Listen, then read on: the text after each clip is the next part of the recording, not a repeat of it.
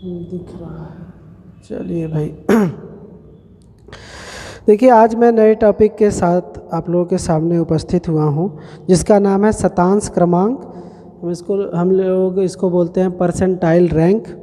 देखिए, जब भी किसी विद्यार्थी द्वारा प्राप्त किए गए आंकड़ों को 100 इकाई के पैमाने पर किसी भी बिंदु में, या फिर कह सकते हैं किसी बिंदु द्वारा जब प्रदर्शित किया जाए, तो इस प्रकार के जो रूपांतरित आपके ये प्राप्तांक होते हैं, उस प्राप्तांक को ही हम लोग शतांश क्रमांक कहते हैं।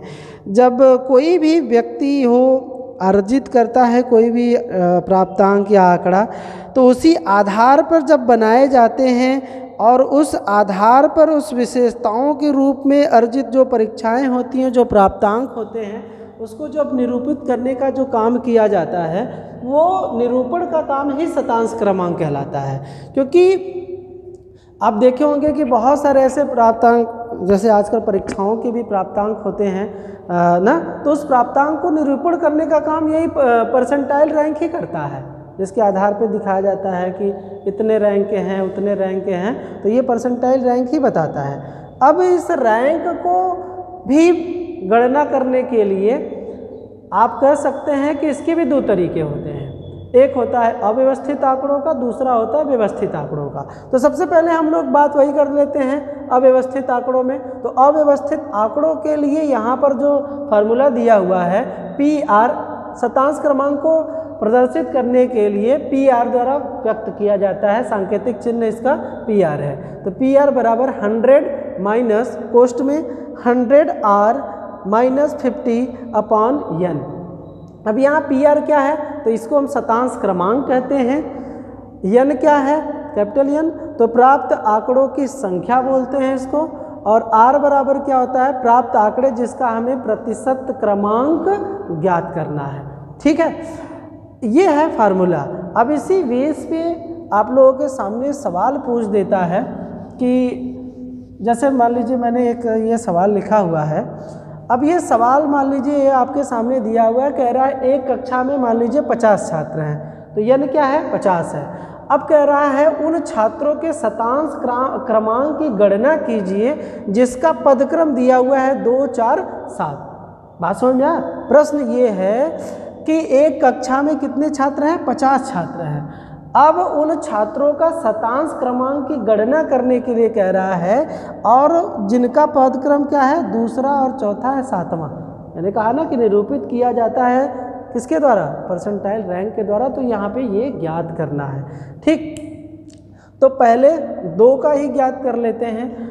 तो यहाँ पे आपको लिखना पड़ेगा कि 2 क्रम वाले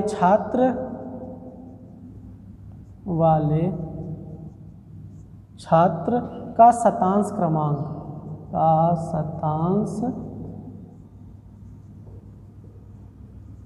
हमें ज्ञात करना है। पहले किसका, 2 क्रम वाले का। ठीक है, तो यहाँ पे आपका R क्या हुआ, फार्मूले के अनुसार 2 हो गया। ठीक है, n कितना है, तो हमने लिखा है n यहाँ भाई 50 दिया हुआ है। ठीक बात। अब फार्मूले पे चलते हैं। तो फार्मूला क्या था, PR बराबर क्या था, आपका 100 माइनस 100R माइनस 50/n, ये फार्मूला था।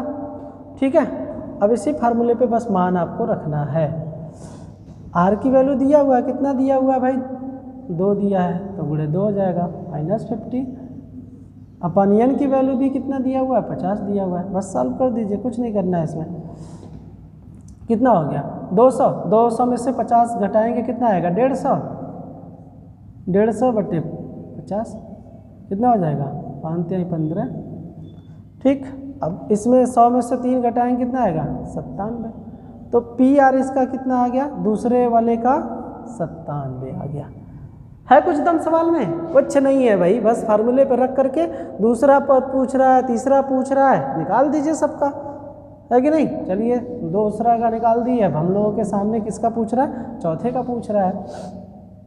तो यहाँ पे बस क्या हो जाएगा, 4 क्रम वाले छात्र का शतांश क्रमांक। ठीक है, तो अब चौथे क्रम वाले के लिए R क्या हो जाएगा भाई, 4 हो जाएगा।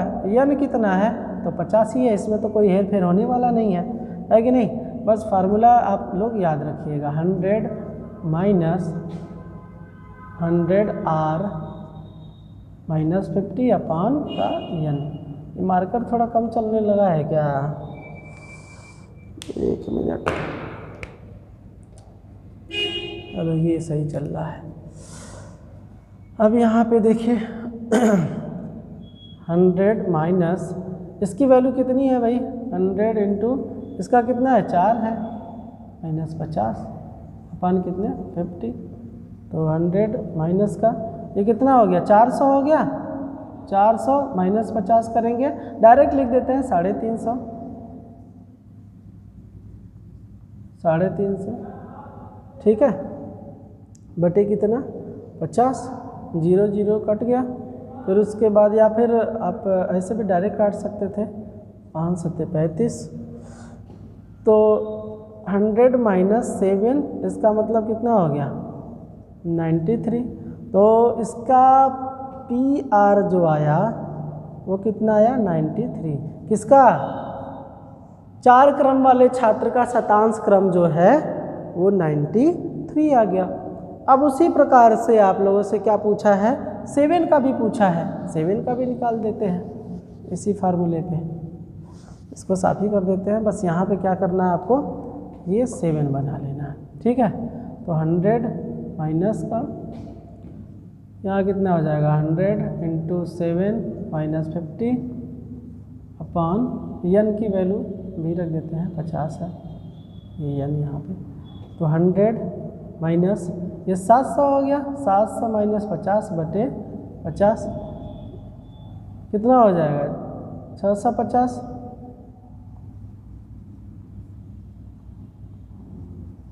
ना 0 0 कट गया, कितना भाग दे दीजिए इसको कितनी बार जाएगा, 5 एकम 5, 5 3 15 13, मतलब 100 माइनस का 13 घटाएं कितना आएगा भाई 87 ना।